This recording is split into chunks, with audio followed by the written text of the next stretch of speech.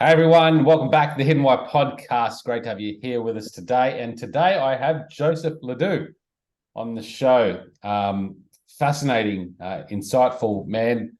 Got lots of things to talk about, I'm sure, Joseph. But welcome to the Hidden Why podcast. Well, thanks for having me, Lee. You're the professor of neuroscience at New York University. Is that right? You still? That's right. Yeah. So that explains, a lot of your work in a nutshell. Neuroscience. I mean, there's so much under that we could unpack today. You've also written many books, and your newest book that we're going to delve into this morning or today is The Four Realms of Existence: A New Theory of Being Human. You've also got other books which have fascinated me as well, including The Emotional Brain, Anxious, The Deep History of Ourselves. So lots of work there to under your belt there, Joseph. Yeah. I don't know how you find time to fill it all in, and you're part Well, of the that rock keeps band. keeps me alive. Writing keeps Yeah. me going. You're in a band as well, is that right? Yep, that's what really keeps me going. That's what really keeps you going. The amygdaloids. Talk to me just quickly about that. Like we often thinking, you focus on your work so much it can Right, consume you. Often it's nice to have some sort of passion outside that right. to keep that growth and that variety alive, right? Absolutely. And in 2006, I was playing guitar with another professor at NYU, and we kind of started playing some cover songs from 60s greats like the Rolling Stones, and we played Mother's Little Helper, which has been about benzodiazepines, and Jimi Hendrix manic depression and things like that. And decided, well, my friend Tyler is singing all the songs, and I'm not a very good singer, so I'm going to write songs that I can sing. And so we had a gig, and it was advertised in the paper by perhaps the club or something, I don't know. And it was advertised as heavy mental. And that became our calling card. So I started writing all these heavy metal songs about mind and brain and mental disorders. And we've had, I don't know, 5, 6, 7 albums with the amygdaloids and a bunch independently that I've done, all Wow. about mind and brain. So Wow. there we have it. That's what really keeps me alive. So you've intertwined your work with your It music, does. actually. And it's really moved together quite synchronistically. I'll Yeah. be invited to give a lecture, I don't know, let's say in Stockholm, and they'll say, "Can you bring the band?" I said, "No, but I can bring Colin, my duo partner, and we do acoustic versions of Heavy Mental. It's much easier than having to bring a band." Heavy So, mental. I like that idea. I'll have to tune into some of it. yeah, YouTube channel, Migdaloid YouTube channel. Amygdaloids. Amygdaloids. There you go, guys. Check that out as well. Joseph, neuroscience. How long have you been in this practice for? Well, let's see, I had 2 degrees in business administration and happened to not like it so much. It was in the late 60s, early 70s. And I took a course that happened to be on, I thought was going to be about human motivation, but it turned out it was about rat brains and memory in psychology. It was a psychology course. And I fell in love with that, threw everything else out the window, applied to graduate school, got actually accepted in one place. And from there, I just went on and became a neuroscientist. Back then, it didn't matter too much because there was no, wasn't a specific field of neuroscience. And not a lot of research had been done on the brain by that point. So it was kind of like a time you could get in, and it didn't matter if you didn't have any background because everybody else was trying to figure it out too. Everyone else was the same too. Yeah, okay. That's a long time then. Yeah. Studying the brain. Does that mean that's that what neuroscience is the study of Yep. the brain? Yep. Neuroscience. Yeah. So talk to us about I guess the brain and some of I guess, because you talk about in the four realms of existence, the separation or the non-separation of the body and the mind. Right. And you talk Well, about so four the realms of existence. yeah, so let me run through what the realms are because that will That'll kind of clarify. set the stage. So every living thing that has ever lived is a biological organism. It has a biological existence. Right. Now, everything else about us is based on this biological existence. Now, some organisms have a nervous system to aid in the control of all that biological stuff like metabolism and all of the things that the body is doing all of the time. So if you have a nervous system, that allows you to more effectively interact with the environment and to control your bodily functions in a more efficient way. Now, the only organisms that have nervous systems are animals. No other organism, and there are lots of organisms in the world that aren't animals, but only animals have a nervous system. And that makes animals unique. Now, there are different kinds of animals like invertebrates, crabs and lobster and, bugs and flies and all that kind of stuff. And they are from a completely different evolutionary line that goes back about 630 million years ago, before the line that gave rise to the vertebrates diverged from that other line. So you've got the invertebrates on one side and the vertebrates on the other side, starting about 630 million years ago. Now, eventually, the vertebrates came along, and all animals have a nervous system, but the vertebrate nervous system is more elaborate in many ways. It certainly has a peripheral and a central component. So many of the early animals that had nervous systems like jellyfish and so forth, there was no centralization, no brain. There was just a diffuse nerve net, it was called. It was when we talk about the nervous system, can you just explain that in more simple terms about what that is? Sure. The nervous system is the body has many systems. The human body has many systems. Yeah. The circulatory system moves blood throughout your brain. The respiratory system brings in air and allows you to expel it. The digestive system, digest food and so forth. Yeah. The nervous system is kind of a super system where it regulates all of those things. It has two components. Yeah. The central nervous system, which is the brain and the spinal cord in the human body. The brain is doing a lot of the, communications, big activity in controlling things in the body. And to do that, the information has to go out of the brain and through nerves that will take it to the body. Yeah. So if I want to move this finger, a thought that I'm going to move the finger has to go from my brain down my spinal cord to my arm and cause my finger to twitch like that. Yeah. So that's true of what the nervous system does. It passes information from point to point to allow things to happen more efficiently. So there's an input side of the nervous system. For example, I'm looking at you on the screen right now. That's coming into through my eyes, going into my visual system. My visual system is processing that. But the sensory information by itself is meaningless. You have to take sensory information and combine that with memory in order to know what something is. So I'm looking at that bridge right behind you in your background. And, we don't come into the world knowing what a bridge is. You have to learn that through experience, or what glasses are, or what water is, or food, or anything like that. Yeah. And it's through those experiences that combine sensation and memory that creates a perception. Yeah. And so all of those are processes that are taking place within the nervous system between, for example, the visual areas of the brain and the memory areas of the brain. They're interacting and communicating so that sensations can be meaningful. So, I mean, I don't know how far you want to go down this road as opposed to fine. So that helps us better. I mean, the benefits of having the nervous system is help us better interact with our environment and therefore obviously better for our survival, I assume. Right. So again, we start with the biological realm, and then we add the neurobiological realm. And the neurobiological realm takes the behavioral capacities of the biological realm, the visceral capacities, and any capacities of the organism to move, and turns those into things that are controlled by the nervous system and makes them more efficient. Now, the nervous system is present in all animals, but different animals have different kinds of nervous systems. So if we look at the vertebrate nervous system, let's take a fish. A fish has a nervous system that can detect things in the environment, learn about them, respond, and so forth. And that's all fine. But the fish nervous system doesn't have what the human nervous system has, which is the ability to internally represent the external world in terms of a mental model of the situation. So that's where you're talking about creating that perception, the ability to create perceptions.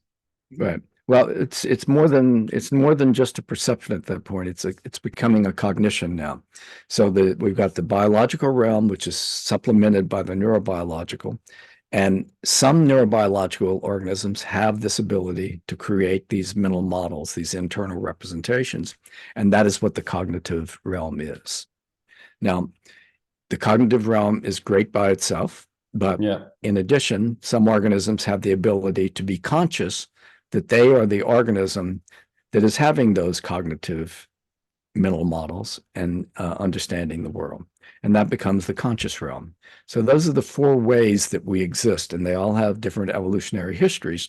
But in the human body, they're integrated from the bottom up and from the top down. It's a completely integrated system.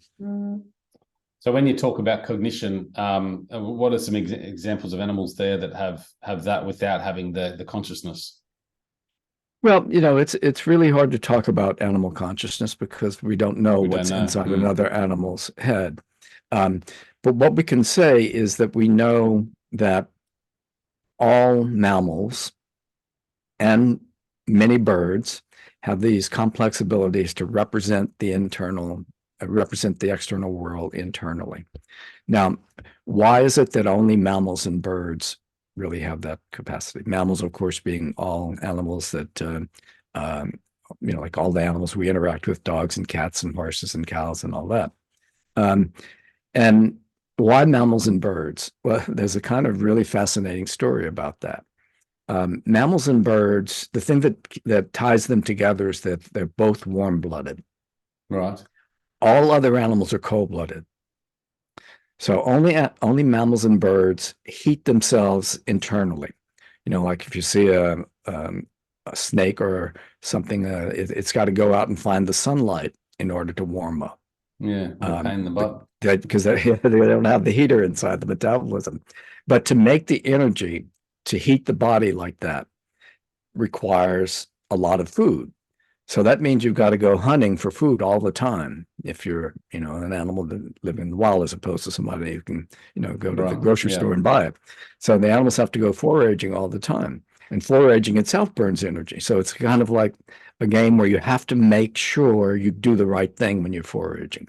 That means you have to understand what time of year it is, what time of day it is, what are you likely to find to eat at those different times of the day and different times of the year. Um, how do you separate poison from non-poison and on and on. And so when an animal is going to exert so much energy for the unknown possibility of what they're going to find that day, they have to have the advantage of being able to take a pretty good guess about what the best opportunities will be. And that ability to plan is what cognition is all about.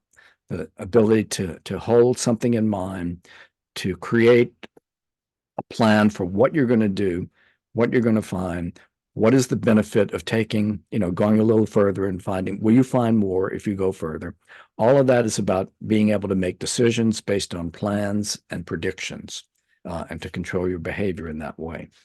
So birds and Does the mammals can do. neurobiological system help us, obviously, with that cognition ability? I mean, you used to talk about, to plan, but also to remember and create those memories. I mean, without that cognition, can you still create the memories? And I assume, maybe Right. like fish or something have that naturally in them that they can detect, certain things and remember certain things without maybe Right. cognition. So here's the deal. If we just look at the what we call the mere neurobiological level, let's take a fish, for example, as you just said. So they can be conditioned by, in the typical Pavlovian way with, if they encounter something dangerous in the presence of some stimulus, they can form a Pavlovian response so that every time they see that stimulus, they turn away from it. Or they might um, um, acquire a Pavlovian appetitive response where the stimulus is associated with something that tastes good. So they would move towards that every time they saw it. But these are automatic kind of reflexive actions that are learned. Yes, Also, right. it's kind of like also habits are like this. You can learn a stimulus response habit without any cognition. It's just a matter of reinforcing a behavior over and over again. Did we need the So cognition originally to create nope, that in humans? nope, nope. Oh, in Oh, humans. Well, so we're still in yeah, the yeah, there's cognitive, levels. the Okay. biological realm in fish, but and other vertebrates. When Yeah. mammals evolved, what came with them is the ability to form these stimulus response habits, which are not always bad. I mean, sometimes we think of a habit as a bad thing. You bite your fingernails and you can't stop, or Mm, you have you're drinking too much, or you have all kinds of bad habits that you don't like. But you also can have good habits, things where you develop habits that are useful in your life, and all of these are done automatically without any cognition and without any conscious. You learn, a stimulus is reinforced. That goes to yeah. the dopamine part of the brain. The dopamine solidifies that stimulus response association, and the animal then performs the response automatically. Yeah. Now, on the basis of that, when mammals evolved, they evolved a new part of their brain in what's called the striatum, a part of the brain that does these habits. But it also allows, in the new version that mammals have, to have goal-directed behaviors that are based on the value of the thing that is being sought. And that is more of a cognitive kind of response. So Mm, all mammals have that goal-directed behavior, and some birds. And on the basis of that, we develop more elaborate kinds of cortex, which is the layer outside, the wrinkled part of our brain. Mammals developed a more elaborate cortex to go with this goal-directed behavior, and to use more complex kinds of cognition, like working memory, where you hold information in mind and you make decisions on the basis about the information you have in mind. And that's where the planning and the predicting and deciding takes place. mm, So that is a kind of basic mammalian brain. The human brain does all of those same things, the primate brain, including monkeys and chimps and the humans. The primate brain does all of that, but it has a more elaborate kind of working memory where it can hold much more information and do many things at once rather than just one thing at a time. And that is the beauty of what happened when primates evolved. They evolved a much more complex brain. And Is then the that is human that brain, sorry, you keep going. go ahead, go ahead, ask the Is that question. consciousness? Like, is that the next level then? Not necessarily. With No? consciousness, what we have to do is when we talk about consciousness, we have to talk about that in terms of the human brain, and then try to Yeah. extrapolate backwards because we don't know really what's going on in another animal's brain. So, for example, let's say you're watching, let's say a rat in a laboratory experiment, for example, and the rat is in response to a stimulus is approaching that stimulus and eating it, right? Now, you don't know whether the rat is doing that because it has learned a habit. And so as soon as it sees that stimulus, it goes over and eats it, or because it has formed a mental model and has a goal understanding of that thing is now a goal. And it makes a decision to go eat that goal because it understands the purpose of that goal. Yeah. It's Well, food, that's it's where it useful. becomes. I mean, if we had let's say, a cake on the bench upstairs, and you walked in and you go, "Oh, that's sweet. I'm going to move towards that and eat Right. it." Yeah. But at the same time, there's this consciousness game going on in the head that's thinking about how that's all going to play out. Yeah. And But still, let's leave it at not at that consciousness yet. So okay, the the difference, you can't tell the difference in the rat that is being goal no, directed and the uh-huh, rat that is performing habitually. They look identical. And yeah, it's only by taking those things apart with very, very complex technical experiments. I don't mean in the brain, I mean behaviorally. So researchers at Cambridge did this a number of years ago. They were able to behaviorally separate out goal-directed behavior from habitual behavior. And it all has to do with the ability of the animal to hold information in mind, not necessarily consciously, but to have a kind of internal representation and to use that to guide behavior. Now let's go to humans. Now in humans, we can Sorry, do can I all just that. ask that Yeah. experiment? How do they? Or maybe it's too hard to explain, but how do they separate the habitual and the Yeah. Okay. goal? It's kind of complicated, but let's see, I can give you the simple version. So You could, the if an animal has, let's say what they did was they did a study where um, the animal was let's say, pressing a bar to receive a sucrose solution. Okay, the rats like sucrose, so they press the bar to get that. Now, after some time, let's say 4 hours after having learned that if you press that bar, you get sucrose, the rat was given an injection of a chemical that makes the rat nauseous. Now, as a result of that, the rat will no longer go to that bar and press it to take sucrose the next day. Now, why, how does it know that?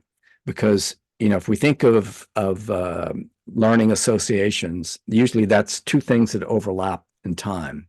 In Pavlovian conditioning, for example, the dog hears the bell when the meat is in the dog's mouth, and so the dog then salivates the next time it hears the bell. Yeah, because you've formed an association between those two things. But you can also learn that in this cognitive way, and so if the nausea, which is the stimulus that is making the animal not work for this anymore, if that has happened 4 hours later, that's a long time for an association over time to be formed. So what they are doing is forming an association between the memory of the taste and the nausea in time. So it's not about a stimulus in the world. It's about an internal stimulus that is being associated with the nausea, the memory of the taste, the sweet taste. So the rat will no longer go for that bar to get it. But if the rat has learned a habit, it does not matter if it got sick or not. It will go press the bar. So, and that's the way because if the rat presses the bar because of something it learned 4 hours after tasting the sucrose and still is able to use that memory to form that association and not go to the bar and stay safe that way, then it's a good thing. So that is how you tell the difference. Yes, the habitual, he'd still go back. Yeah, the habitual will just go back and do it because they don't have that memory.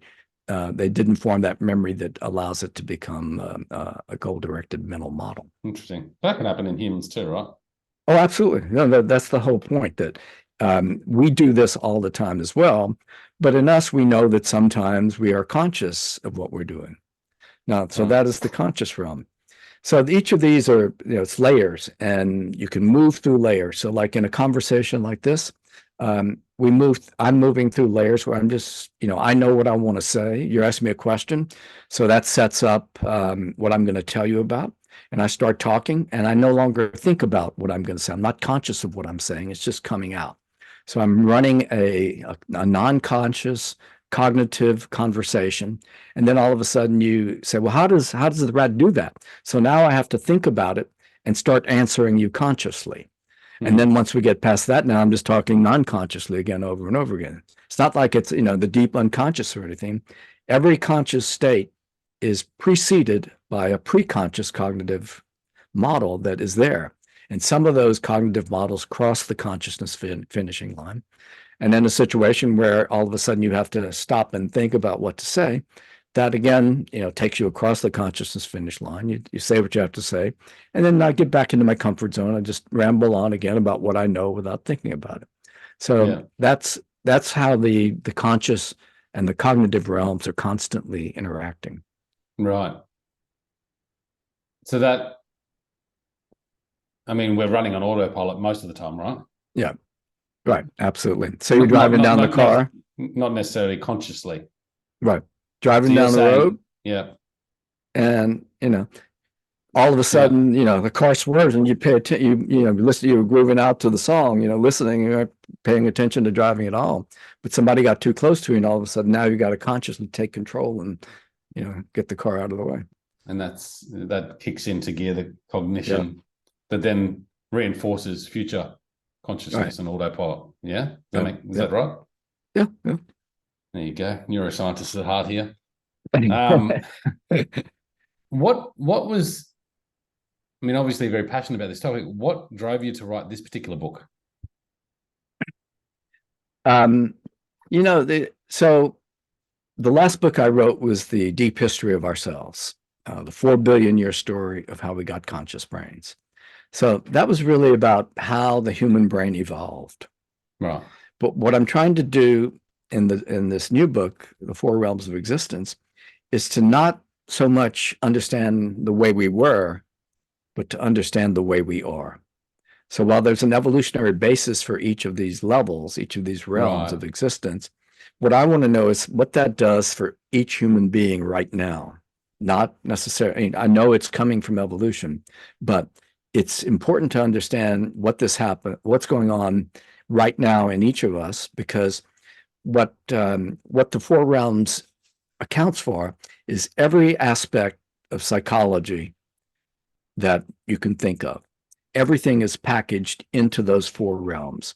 So it's another way to take, very kind of antiquated concepts like the self, which I say is, kind of a bogus thing. It's not really, we don't have a self inside of us that is something different from who we are. I have no other me inside of me. That's myself is me. But it's not a thing. It's not something that is doing stuff for me. It's just a story I tell about who I am.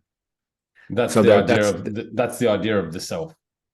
then there are two kinds of self. One is the narrative self, which I fully subscribe to. It's just the stories we tell ourselves consciously or Yeah, unconsciously I'm great, and I'm make shit, our whatever it might lives. be. Yeah. Yeah.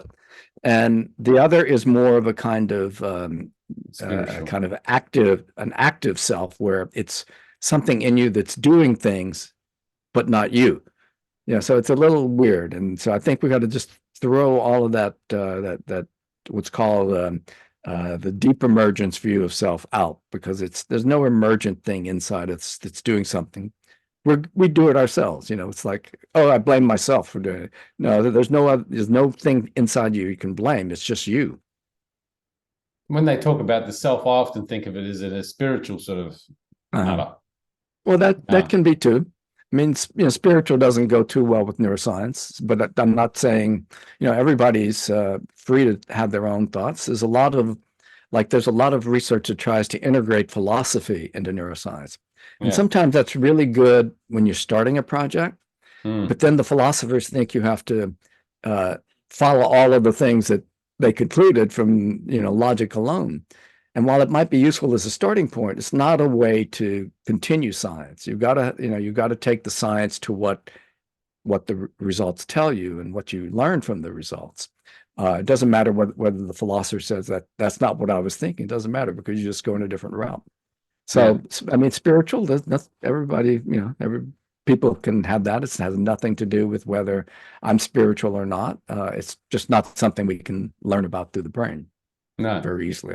So when you're arguing about the self, you're saying that narrative in the self, our story that we Yeah. tell ourselves is fair play. Yep. But this idea that there's another me in me doing Yeah. things. Yeah, or like a personality. I mean, yeah, we all have a personality, right? But it's not different. There's nothing. These are kind of like, you know, There's nothing unneeded else there concept. creating that. It's There's just no, one right. It's system. just, yeah. And I think with what I tried to do with the four realms is to subsume self and personality and all of the other things that we've had since ancient Greece that are, we're trying to use stuff that was talked about, thousands of years ago in a new scientific framework, and get rid of the old stuff and just put it in a more neutral set of terms like biological functions, neurobiological, cognitive, and conscious.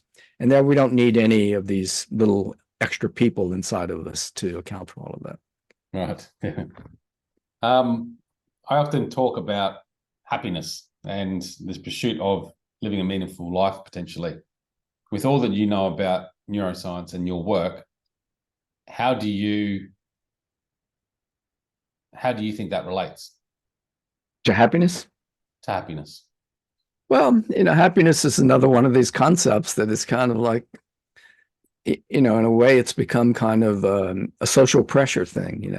The Yeah. happiness culture that do this and you'll be happy. But some people, happiness is a social concept, and people can have very um, very meaningful lives, but not always be bubbly and happy all the time. There's a lot of pressure on people to adopt this happiness posture, right? But I think it's much better just to be complacent and be satisfied rather than Be to seek satisfied. happiness. Yeah. Well, maybe Satisfaction, having a satisfied or meaningful life is happiness, rather than right? this other idea that we have of happiness where we should always be in joy or Jolly, pleasure yeah, or yeah, bubbly positive. right. I guess my question to you is, how has it helped you understand life and living? Well, again, I try to myself do what I can to hold back anxiety. Yeah. Like we're all anxious to some extent, and there's a lot to be anxious about in the world these days. And I think, I used to say, oh, every generation thinks it's the most anxious. Um, and I think that was true for a while, but now we've gotten to a point where I think we literally have earned our rights to say that we are the most anxious people that have ever lived. It's With interesting you say that. Yeah. social media and all the instant gratification and the instant information and the instant, everything is instant, instant, instant. There's no time to rest and just be who you are. But it's also You're this always level like of being more, more, more. Like with it seems to get faster and faster because as we all want more and desire more, and the neighbors have more, we want more and we desire more, and we have to work more to get more right, on top of the social anxiety. right. Yeah.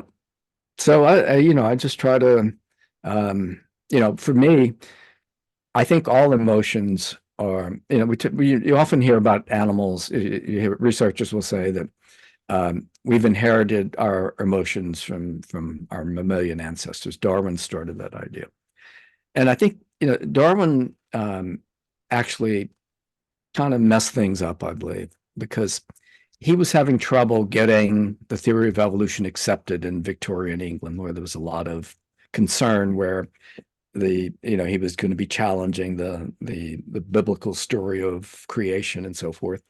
And so Darwin was not doing well. His first couple of books really were not selling. Nobody liked his ideas. Mm. And so, and his wife was, told him, Charles, you have to stop this because I'm going to go to heaven and you're going to hell. I mean, that's how serious the thoughts were there about religion and evolution.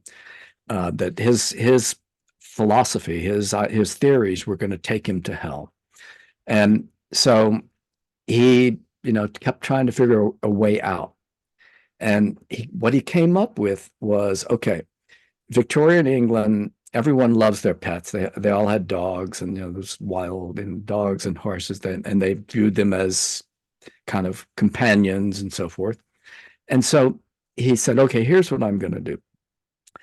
I'm going to present this to the public this way, that animals have human-like emotions, which is the complete opposite of what he'd been talking about with evolution. We've evolved our bodies from animals, so our body has come in that direction.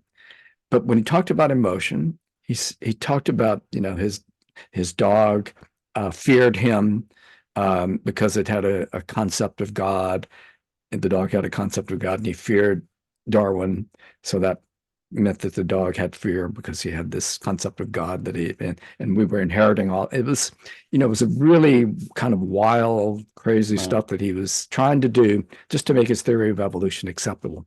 And Mm. once he said that animals have human-like emotions, fear and love and jealousy and all of those things, um, the English people accepted it. And he went on to then influence the emergence of psychology in the late 19th century with this idea that that the mind is an ambassador, or behavior is an ambassador of the mind. And so you can observe an animal's behavior, and on the basis of their behavior, if it's similar to what a human would do in that situation, then we can assume that that animal has human emotions, human consciousness, just like we do. And then this became the foundation out of which behaviorism emerged in the early 20th century, eliminating everything about consciousness and subjectivity from animals, from humans, and it was just all about behavior. And we are still struggling with that in the field of psychiatry, where the behaviorist tradition remains that psychiatrists want to use behavioral metrics to know whether the patient is doing better. Insurance companies pay for behavioral metrics that the patient is improving or not improving. But what brings the patient to the therapist in the first place is their conscious discomfort, their angst, their feelings of anxiety, their feelings of depression. And no medication that's been developed in a study of a rat in a pharmaceutical lab to change that rat's behavior. For example, a rat freezes less when he's given this drug. It's assumed that a person will then become less fearful or anxious when they take the drug. But the drugs are a disaster. They don't really work. How can you imagine that a drug that makes a rat freeze less is actually going to change the content of the human subjective experience? Human subjective experience is something I think that can only be worked with in a one-on-one situation with a therapist. And that's why I think, mindfulness and all of that is really a major and useful thing. Wow, what a story! Well explained.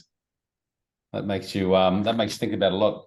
So the behavioral mechanisms, that a drug can help change, necessarily won't change the core root of your consciousness and subjectivity anyway. Right, but you might avoid less, and you might be less physiologically aroused with the drug, but you're still going to be subjectively uncomfortable, subjectively unhappy, subjectively anxious. Yeah. Because anxiety and all emotions are states of mind. They're not things that are built into the brain by evolution, like Darwin said. I think they're what Darwin has given us an understanding of are these innate behavior patterns that do help us in the face of danger. We freeze in the face of danger, right? Or we run away in danger. So that's useful, that's innate.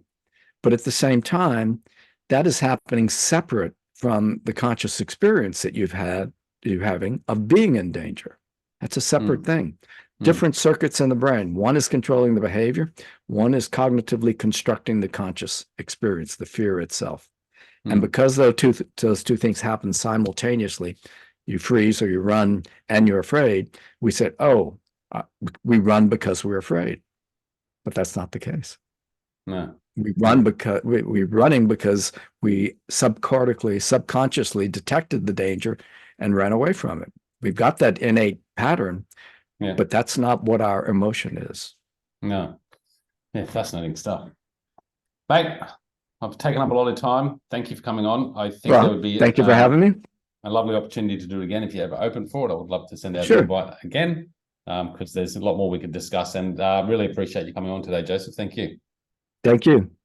Now, just quickly, guys, before you hang up, Joseph can be found. He's got a website. So Joseph-LeDoux.com. Right. Is that right? Joseph-LeDoux. I don't know if it's hyphen or dash, but hyphen. Okay. Joseph-LeDoux. Yeah. .com. So amygdaloids on YouTube. Amygdaloids on the YouTube channel. Just type in Amygdaloids YouTube channel, and you'll get all the music and videos and everything. Interesting. Yep. And then you've got an Amazon documentary as well, or is it Amazon? Yes. So the documentary is called Emotions and Neuroscience and Emotions: The Life Research or Life Work and Music of Dr. Joseph LeDoux, and it's on Amazon. Where are you? I think is it Amazon or YouTube? It's on Amazon. Amazon. Okay. Cool. But Amazon US and UK, I'm not sure about in Australia. Worldwide. Okay. A lot of our listeners are over there, but in Australia, I'll have to have a look. But I'll stick it in the show notes if I can find it. Thanks again, Joseph, for coming on, and guys out there, thanks for tuning in. Hope you've enjoyed this conversation. Make sure you reach out to Joseph if you have further questions. I'm sure he'd be open to having a chat. And until next time, peace, passion, and purpose. See you soon. Thank you. Bye. Thanks.